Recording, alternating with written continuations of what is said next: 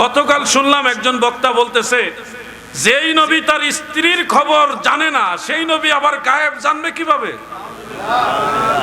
মানে আমাদের নবী রাসূল আকরাম সাল্লাল্লাহু আলাইহি সাল্লাম নিজের স্ত্রীর খবরই জানতো না, সেই নবী গায়েব জানবে কিভাবে? দেখেন কিভাবে কথাটা বলেছে, আমার কাছে সেই রেকর্ডটা আছে, ভিডিও রেকর্ড আছে, কোনো এআই না, একবার অরিজিনাল ভিডিও আছে। শুনুন যুবক ভাইরা, আমাদের নবী নিজের স্ত্রীর খবর জানতেন না, গায়েব জানবে কিভাবে? কথাটার মধ্যেই তো একটা বেয়াদবি। কথা ঠিক আছে না ভাই? এটা হচ্ছে একটা বেয়াদবি, একটা কথার ভিতরে তো বেয়াদবি পাওয়া যায়। নবী করিম সাল্লাল্লাহু আলাইহি ওয়াসাল্লাম একাধিক সময় একাধিক বিষয়ে বিভিন্ন হিকমতে প্রেক্ষাপটের কারণে সাথে সাথে অনেক কিছু বলেন নাই। প্রেক্ষাপটটা যখন বাস্তবায়িত হয়েছে পরে ওই কথাটা প্রকাশ করেছেন। যেমন একটা ঘটনা মনে রাখবেন, এই কথাটা আমাদের নবীজির স্ত্রী আমাদের মা হযরতে আয়েশা সিদ্দিকা রাদিয়াল্লাহু তাআলা আনহার উপরে একটা মিথ্যা তহমত দিয়েছিল, চরিত্র মুবারক সম্পর্কে একটা মিথ্যা অভিযোগ দিয়েছিল। এখন মুনাফিক যারা তারা মজা করতেছে, মজা নিতেছে বিভিন্ন হাস্যরসের মাধ্যমে, আর কাফেররা তো আরো বেশি আস্ফালনের মধ্যে পড়ে গেছে। মুমিনরা খুব চিন্তিত হয়ে গেছে, সাহাবায়ে কেরামরা খুব চিন্তিত হয়ে গেছে। এখন আম্মাজান আয়েশা রাদিয়াল্লাহু তাআলা আনহার উপরে এই যে ইলজাম দেওয়া হলো, একটা মিথ্যা তহমত দেওয়া হলো, এটার ব্যাপারে রাসূল পাক সাল্লাল্লাহু আলাইহি ওয়াসাল্লাম কিছু স্পষ্ট করে বললেন না। এরপরে নির্দিষ্ট একটা সময় পার হওয়ার পরে আল্লাহ কোরআনের আয়াত নাজিল করলেন। আয়াত নাজিল করে আল্লাহ তাআলা আম্মাজান আয়েশা রাদিয়াল্লাহু তাআলা আনহার চরিত্র মোবারক যে পবিত্র, তিনি যে কোনো কলঙ্কের সাথে জড়িত না, এই কথাটা আল্লাহ নিজে জানাইলেন। সুবহানাল্লাহ বলেন। আল্লাহ তাআলা যখন এই বিষয়টা জানালেন, নবীজি স্পষ্ট কিছু বলেননি। এই বিষয়টাকে এই ওয়াহাবি যাদেরকে আমরা বলি, এই ওয়াহাবিরা বানাইছে কি জানেন? এই দেখো, নবী নিজের স্ত্রীর খবরই বলতে পারলো না, নবী নিজের বিবির খবর বলতে পারে না, গায়েব জানবে কিভাবে? নাউজুবিল্লাহ বলেন। এই হলো তাদের থিওরি। আর আমাদের থিওরি কি? বুখারী মুসলিমের হাদিস, সহিহ বুখারী এবং মুসলিমের মধ্যে উল্লেখ, আল্লাহর তরফ থেকে কোরআনের আয়াত নাজিল হওয়ার আগেই সাহাবায়ে কেরামকে নবীজি বলেছেন, মা আ'লামু মিন আহলি বালি আহলি ইল্লা বিখাইরিন, আমার আহাল সম্পর্কে, আমার পরিবার সম্পর্কে আমি খায়ের মানে ভালোটা ছাড়া অন্য মন্দ কিছু জানি না। আমি ভালোই জানি, আমার স্ত্রী ভালো, এটাই আমি জানি। সুবহানাল্লাহ বলেন। তাহলে নবীজির অবস্থান ক্লিয়ার করে দিয়েছেন। নবীর স্ত্রীর বিষয় নবীজি বললে মানুষ হয়তো বলবে, নিজের স্ত্রীর পক্ষে তো নিজে বলবেই।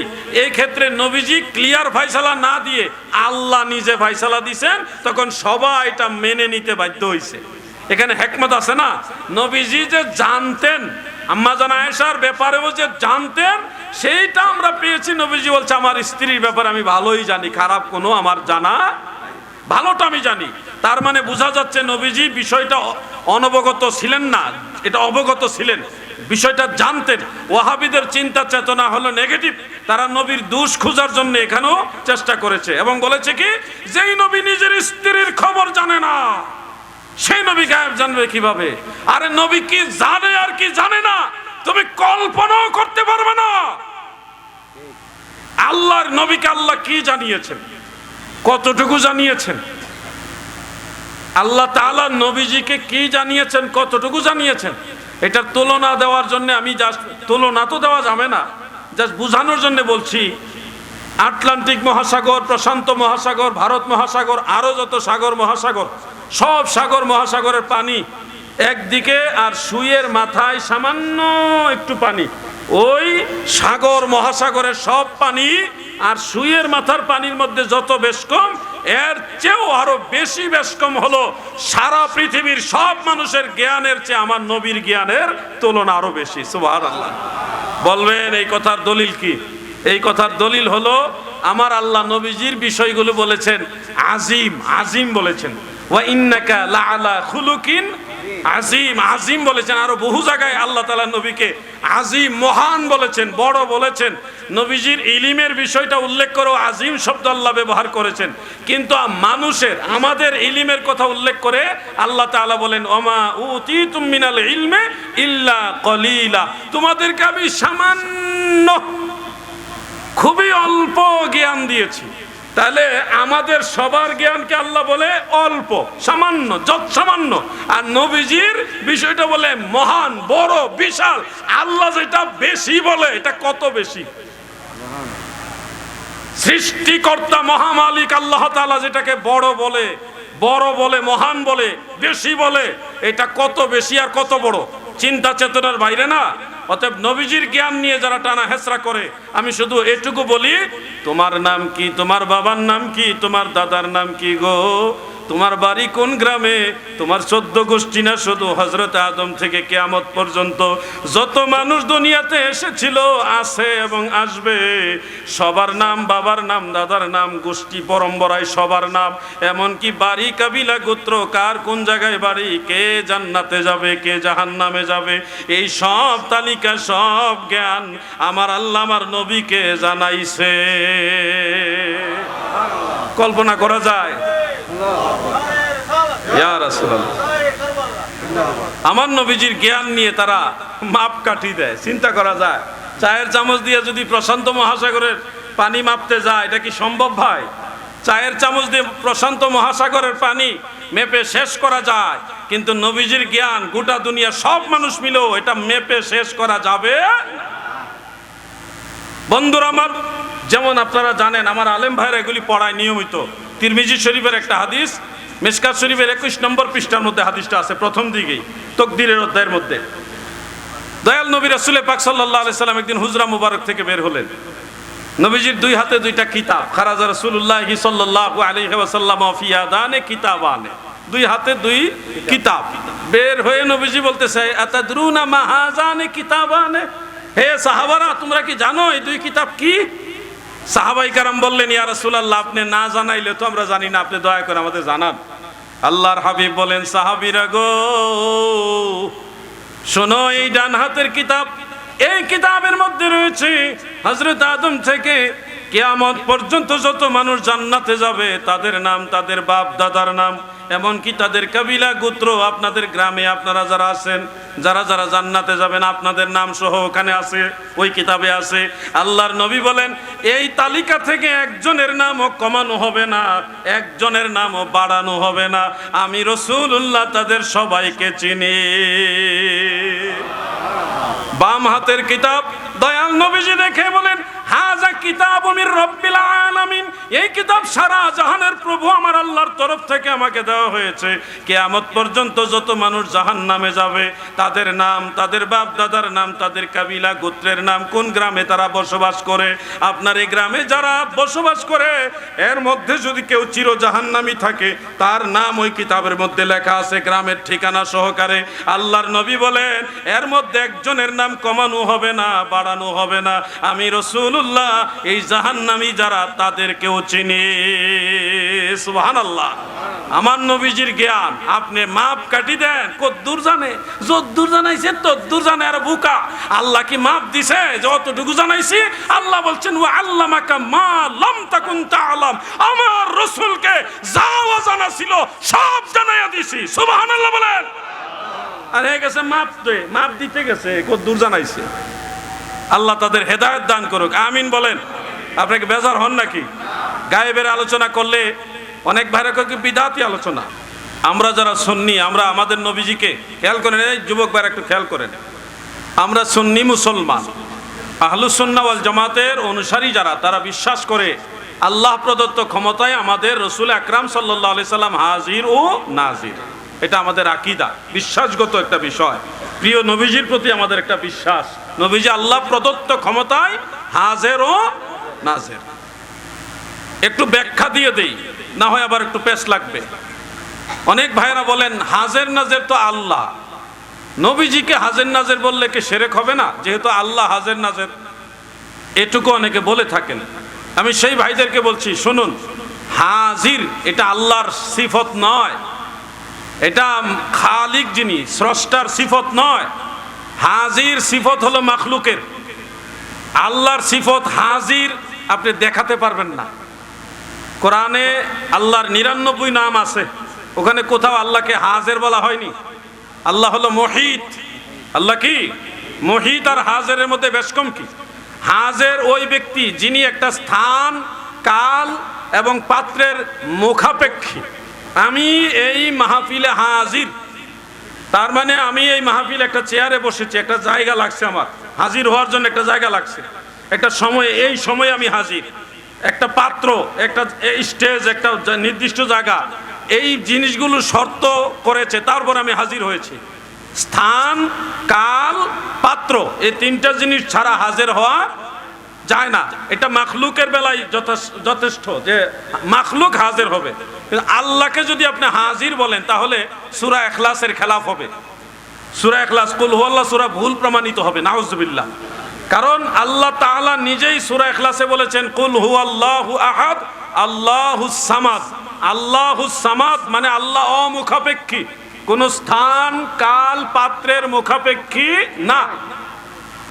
আল্লাহকে যদি হাজির বলেন তখন আল্লাহ একটা জায়গার মুখাপেক্ষী হয়ে যায়, একটা সময়ের মুখাপেক্ষী হয়ে যায়, একটা পাত্রের মুখাপেক্ষী হয়ে যায়।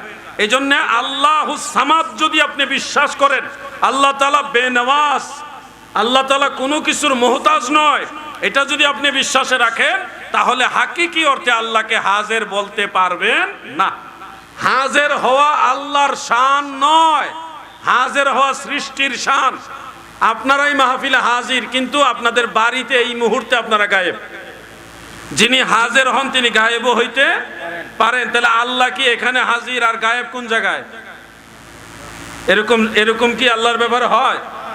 আল্লাহ তাআলাকে কোথাও হাজির কোথাও গায়েব এরকম বলা যাবে না। আল্লাহর সিফত হলো আল্লাহ মুহিত, ইন্নাহু বিকুল্লি শাইইন মুহিত, নিশ্চয়ই তিনি সব কিছুকে বেষ্টনকারী। আল্লাহ আমাদের কাছে হাজির এইভাবে বলা যাবে না, বরং বলতে হবে আমরা আল্লাহর দরবারে হাজির। আল্লাহ আমার কাছে হাজির এইভাবে নয়, আমরা আল্লাহর কাছে হাজির। বিষয়টা বুঝতে পারছেন কি? বুঝেন নাই মনে হয় এখনো? বুঝতে পারছেন তো? আল্লাহ আমার কাছে হাজির এইভাবে বলা যাবে না, বরং বলতে হবে আমরা সবাই আল্লাহর দরবারে হাজির। আল্লাহ আমার কাছে হাজির, এটা তো আল্লাহকে আমার মুহতাজ বানাইলাম, আমার মুহতাজ বানাইলাম আল্লাহকে। আর আমরা সবাই আল্লাহর দরবারে হাজির, এখানে আমরা সবাই আল্লাহর মুহতাজ হইলাম। আল্লাহর শান মান বুঝতে হবে। আল্লাহকে হাকিকি অর্থে হাজির বলা যাবে। প্রিয় ভাই আমার, বন্ধুরা আমার, হাজির নাজিরের মানা না বুঝে অনেকেই শিরকের ফতো আমারে, শিরিক যে কাকে বলে এটা অনেকে বুঝে না, আন্দাজে শিরিক হয়ে গেছে। আমার নবীজি হাজির কিভাবে? আমার নবীজি কয়েকটা সিফতে হাজির নাজির একটা একটা করে ব্যাখ্যা দেই, সংক্ষেপেই ব্যাখ্যা দেই। এক নম্বরে হলো আমার দয়াল নবীজি যে কোনো উম্মতের ঘরে স্বপ্নে যুগে এসে দেখা দিতে পারে কিনা? এটা আপনাদের বিশ্বাসে আছে না নাই? সহিহ হাদিসের মধ্যে আছে মান রাআনি ফিল মানামে ফাকাদ রাআনি, যারা স্বপ্নে আমি রাসূলকে দেখবে গো, তারা যেন বাস্তবে আমি রাসূলকেই দেখলো। কারণ আমি রাসূলুল্লাহর সূরত মুবারক শয়তান ধারণ করতে পারে না। নবীজিকে স্বপ্নে দেখা যেই কথা, সরাসরি দেখা একই কথা, কারণ নবীজির স্বপ্নে দেখা মানে হলো সরাসরি দেখা।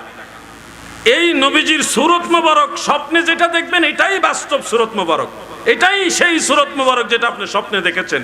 এই সূরত শয়তান ধারণ করতে পারে না, শয়তানের সেই পাওয়ার নাই, সেই ক্যাপাসিটি শয়তানের নাই। এই হলো একটা দৃষ্টিতে। তার মানে নবীজি আপনাকে আপনার বাড়িতে এই কিফায়েতনগর না, এই মাইজভান্ডারের পার্শ্ববর্তী গ্রাম কিফায়েতনগর, এখানে এসেও আল্লাহর নবী আপনাকে দেখা দিতে পারে। তার মানে স্বপ্নের মাধ্যমে নবীজি আপনার কাছে হাজির হয়।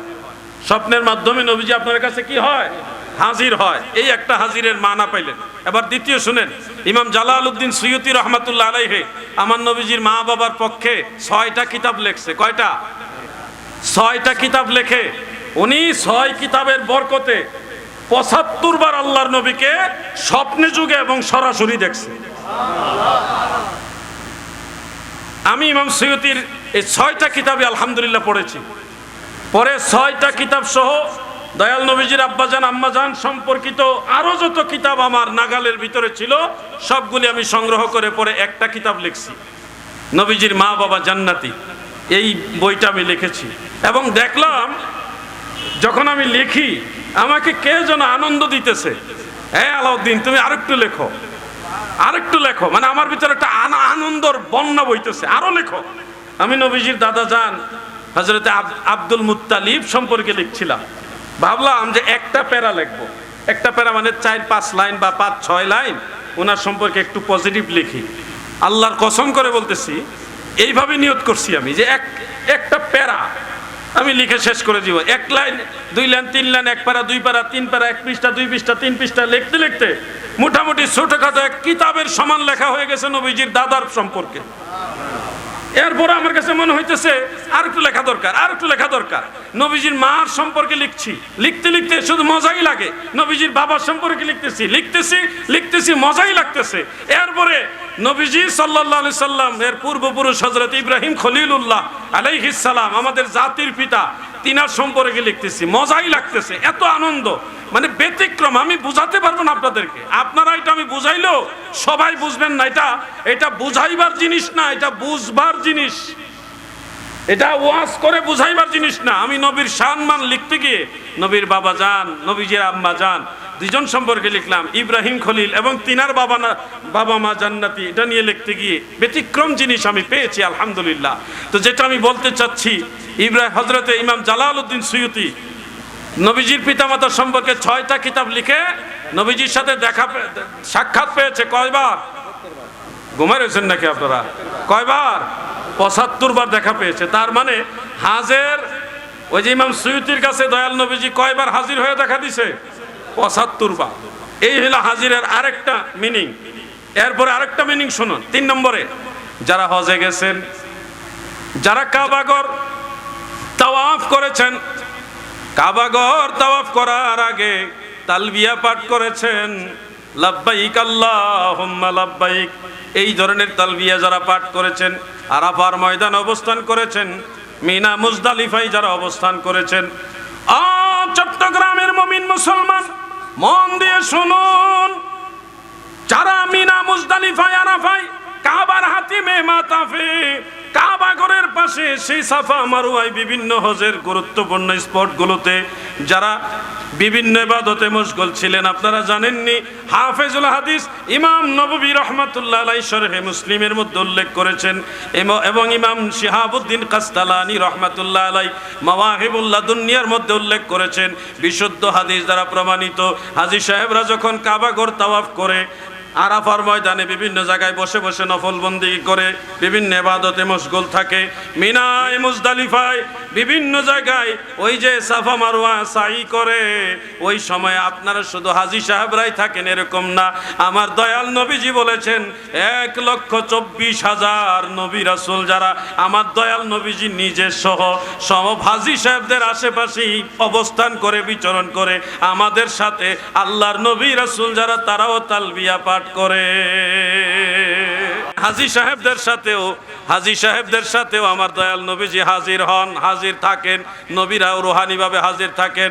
একটু জিকির করি লা ইলাহা ইল্লাল্লাহ, মুহাব্বতে লা ইলাহা ইল্লাল্লাহ, জোরে লা ইলাহা ইল্লাল্লাহ, লা ইলাহা ইল্লাল্লাহ, মুহাম্মদ রাসূলুল্লাহ সাল্লাল্লাহু আলাইহি ওয়াসাল্লাম। এই বইটা আমি লিখেছি, এটা নতুন। আমাদের প্রিয় নবীজি সাল্লাল্লাহু আলাইহি সাল্লামের পিতা মাতা জান্নাতি। এই বইটা আপনারা পড়বেন, আপনাদের ছেলে মেয়েদের হাতে এই বইটা উপহার হিসেবে দেন, তারা পড়ুক। পাশে কোনো ইমাম সাহেব, কিছু জেনারেটর শিক্ষিত বুদ্ধিজীবী আছে না, যারা বিভিন্ন মন্তব্য করে ফেলেন দলিল ছাড়া, তাদেরকে এই বইটা গিফট দিতে পারেন। নবীজির পিতামাতা জান্নাতি, যত দলিলের প্রয়োজনে বইটা আগাগোড়া ফার্স্ট টু লাস্ট এক নজর ওনারা পড়ুক। এটা 150 টাকা হাদিয়া। আশা করি আপনারা পড়বেন, মহিলাদেরকেও দিবেন, কারণ মহিলাদের ভিতরেও ঈমান নষ্ট করার জন্য এক বাহিনী কাজ করতেছে, সব দিকে ভেজাল চলতেছে। আমার ছোট ভাই মৌলানা আশিক, সে আসতেছে, আপনারা এই বইটা তার কাছ থেকে চুপচাপ সংগ্রহ করে রেখে দেন, নিজেরা পড়ে অভ্যাস করেন। ছোট্ট আরেকটা বই আছে আমলের বই, নেক আমল, মুমিনের নেক আমল। দৈনিক 5 ওয়াক্ত নামাজের সাথে কি কি আমল করলে আপনার বেশি নেকি পাবেন, কোন আমলটা করলে জীবনের সমস্ত গুনাহখাতা মাফ হয়, কোন নামাজটা কোন সময় কিভাবে পড়বেন এবং কোন নামাজের কি ফজিলত, বিস্তারিত নেক আমল, একজন মুমিনের জীবনের নেক আমল কি কি আমল আছে, এটা নিয়ে ছোট্ট একটা বই লিখেছি। এটা মাত্র 60 টাকা, প্রত্যেকেরই প্রয়োজন।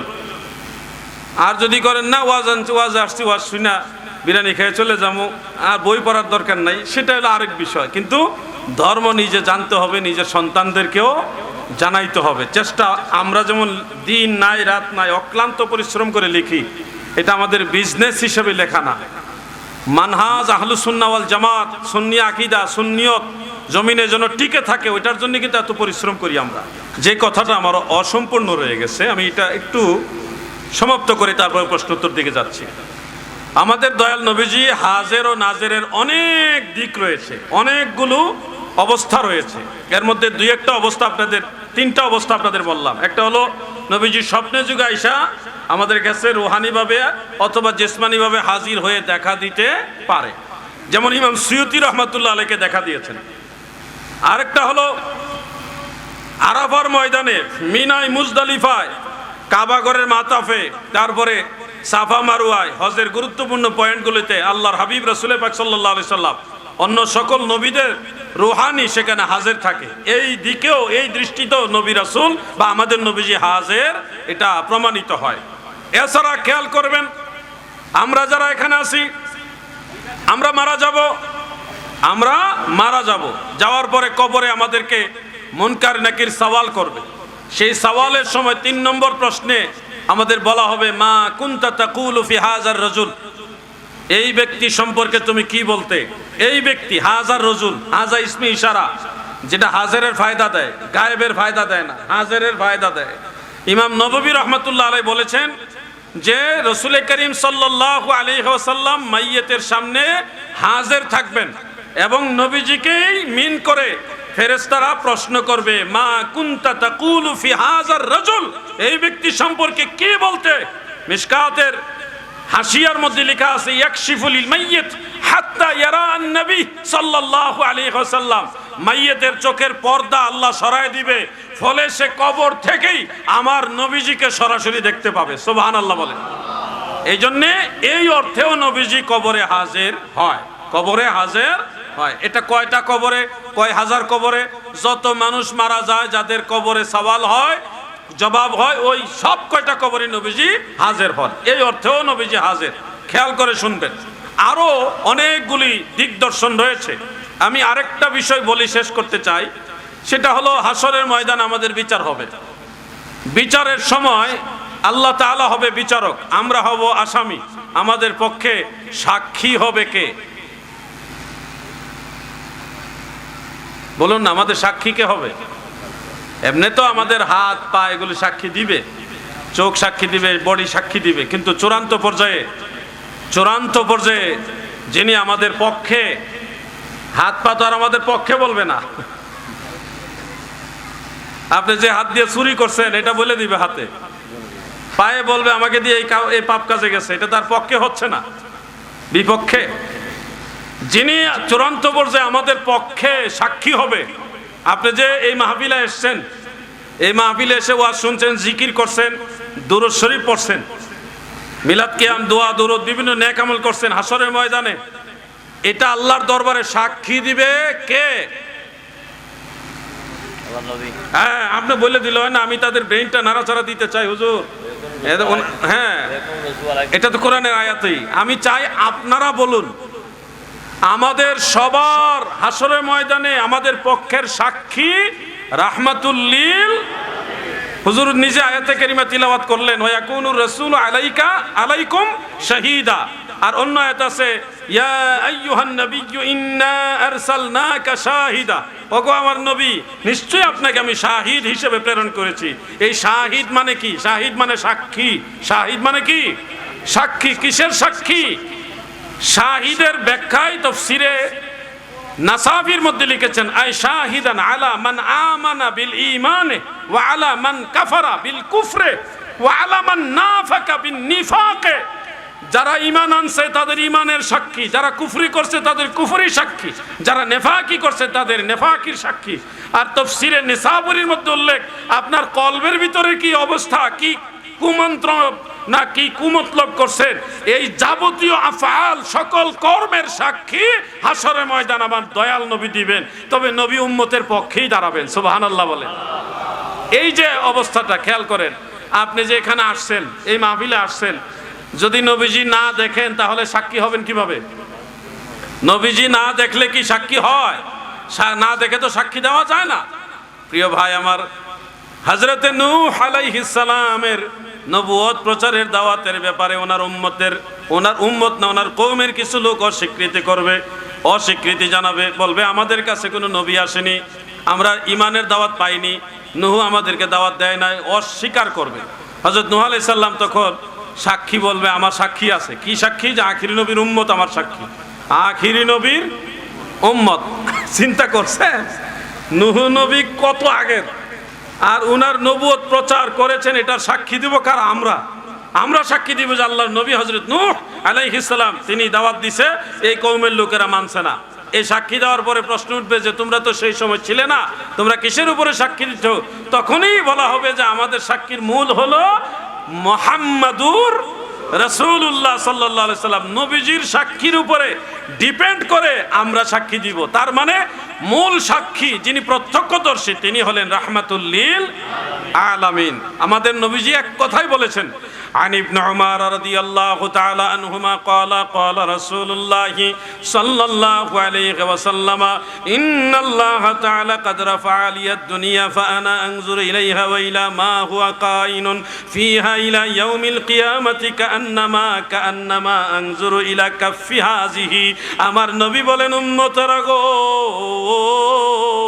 মানুষ যেমন হাতের তালু দেখে, আমি রাসূলুল্লাহ আমার হাতের তালু যেমন দেখি, দুনিয়ায় কে কোথায় কি করে না করে, কিয়ামত পর্যন্ত কি হবে না হবে, আমি রাহমাতুল লিল আলামিন সব কিছু আমার হাতের তালুর মতো দেখি। সুবহানাল্লাহ। এই হাদিস শরীফটা অনেকগুলো কিতাবে আছে, এর মধ্যে মুজামুল কাবীর তাবারানির মধ্যে আছে, ইমাম বুখারীর শাইখ ইমাম ইবনু জাদ ইমাম হাম্মাদ ইবনু নুআইম বিন হাম্মাদ রাহমাতুল্লাহ আলাইহির কিতাবুল ফিতানের মধ্যে আছে। এছাড়া হিলিয়াতুল আউলিয়ার মধ্যে ইমাম আবু নুআইম ইসফাহানি রাহমাতুল্লাহ আলাইহি তিনিও হাদিসটা সনদ সহকারে আনছেন।